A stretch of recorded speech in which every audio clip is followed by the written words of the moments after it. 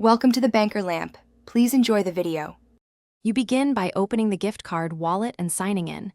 Make sure 2FA is set if available. Once signed in, gather all physical cards, receipts, and the redemption codes.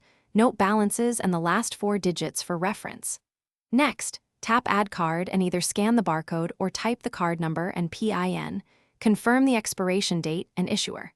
This first step puts your cards into the system so you can manage balances quickly and securely.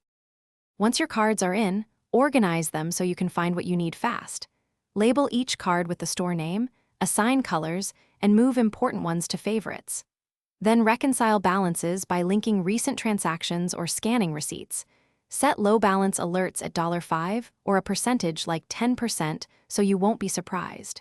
If the app supports it, merge duplicate entries and export a CSV of balance history. Make a cloud backup to preserve data in case you switch devices. To spend a card, select it at checkout and show the on-screen barcode or QR, or hand over the PIN when required. For in-app purchases, choose the wallet payment option. You can share cards by sending a secure, expiring link or using the app's gift feature. Make sure to revoke access if the recipient doesn't claim it.